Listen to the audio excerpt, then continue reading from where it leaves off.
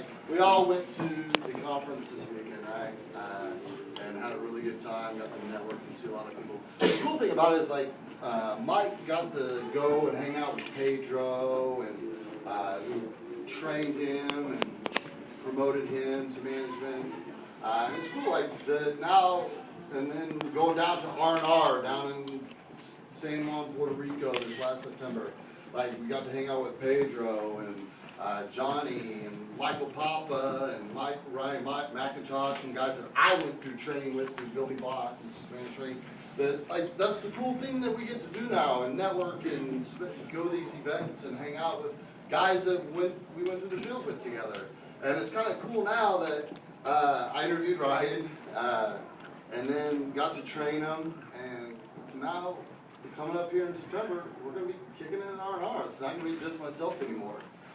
It's a cool thing to go, but it's a lot cooler when you can bring your friends that you went to the field with and build businesses. So it's a lot of the fun thing about Ryan Kearns.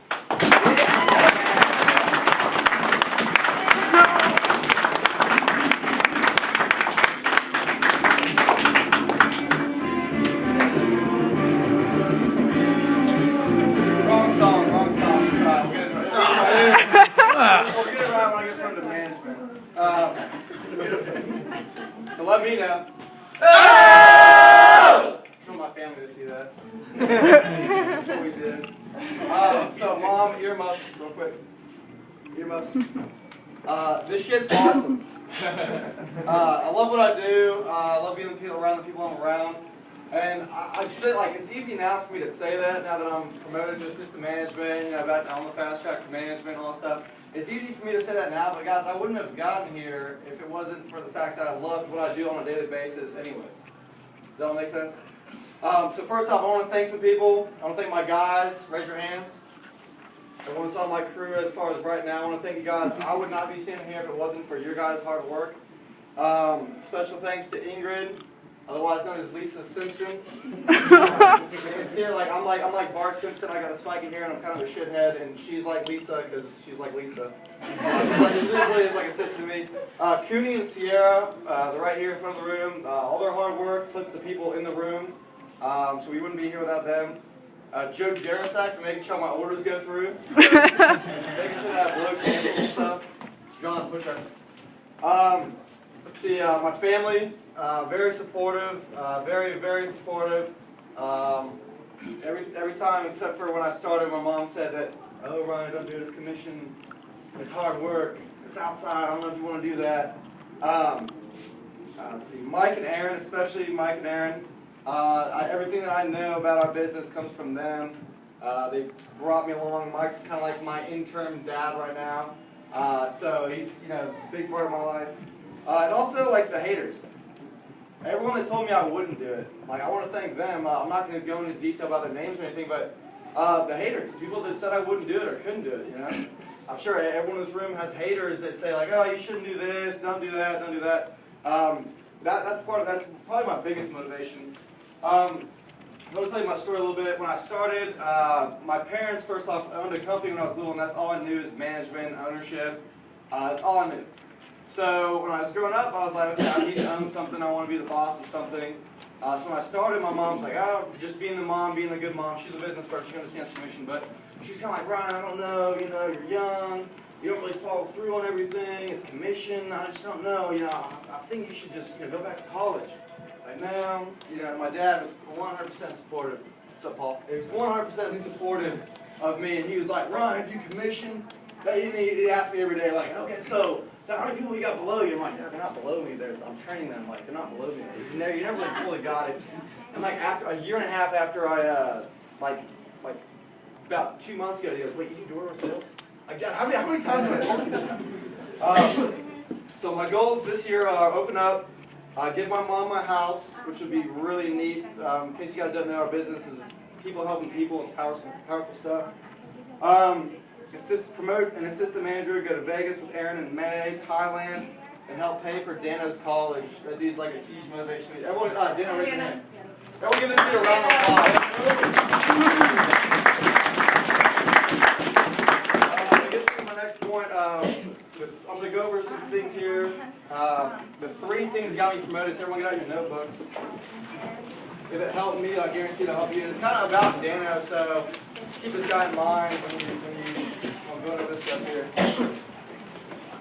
3 things that got me promoted. That will get you promoted. The first point I want to make is one of the things I had to work on the most in order to get promoted is listen to your coaches. Listen to your coaches. And then learn from others' mistakes.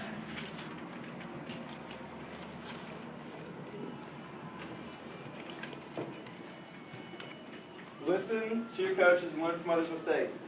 So, the example I have for Dana is Dana has seen me, John, he's the youngest one of the bunch. He's seen all of us mess up our entire life, right?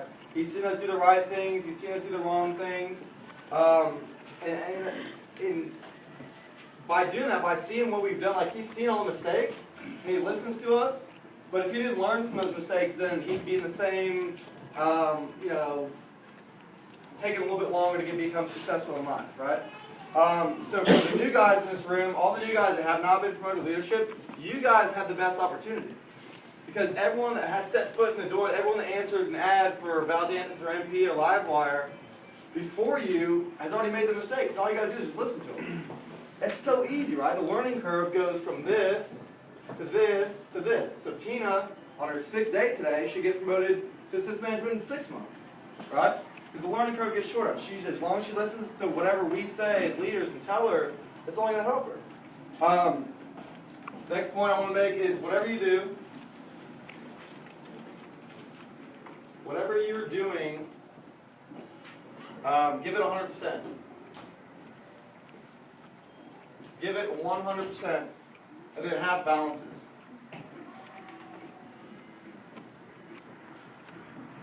Spell this right? Whatever you're doing, give it 100% and half balances. One of the things I heard from Ed Cunliffe on my conference call, Ed Cunliffe does pretty well in our business. Alright, so for example, in Dano's life, in school, alright, so when he's at school, he's at school. Alright? When he's out with his friends, he's out with his friends, right? So a lot of times, who remembers high school, you'd be joking around with your buddies, not going to class, skipping class, lunchtime, you wouldn't be doing anything. Like, you guys all remember that? So he's in high school right now, he's a senior. He's like class president, National Honor Society, player of the year, like he's just the dude in his high school. So when Dana's in school at lunchtime, when everyone else is goofing around with their buddies, Dana goes down to the study hall, to the library, and does all of his homework the entire day. And he gets straight A's. He hasn't brought his backpack home since freshman year. He has straight A's. Never studies for tests. He has straight A's. Because when he's in school, he's in school. Pay attention. Pay attention, yeah, there you go. So when he's outside of school, though, he's the biggest partier that all of his friends know. Like, he's the coolest dude on campus. Like, and he's a stud. Because whatever he's doing at that point in time, he gives it 100%. So in this room right now, take notes. Learn. When you're out there in the field, apply it. Work. Pay bills from 1:30 to 8:30. Pay bills. That's what your job is, to pay bills. When we're out there having a couple beers at team night, be there at team night. Talk to your guys. Have fun. But whatever you're doing, give it 110%.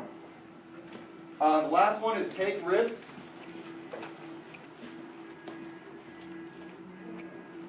And want the ball. Alright, so this is going to be kind of a bittersweet thing for Dana. So me and Dana, when we were kids, I think I was about 11, 12 years old, and Dana was probably like 10, 11 years old. We got this boxing bag and boxing glove for Christmas.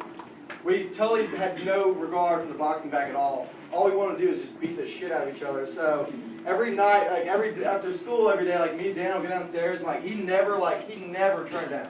Like I would knock him down, like he'd never beat me. He knew he'd never beat me, but he'd keep coming back.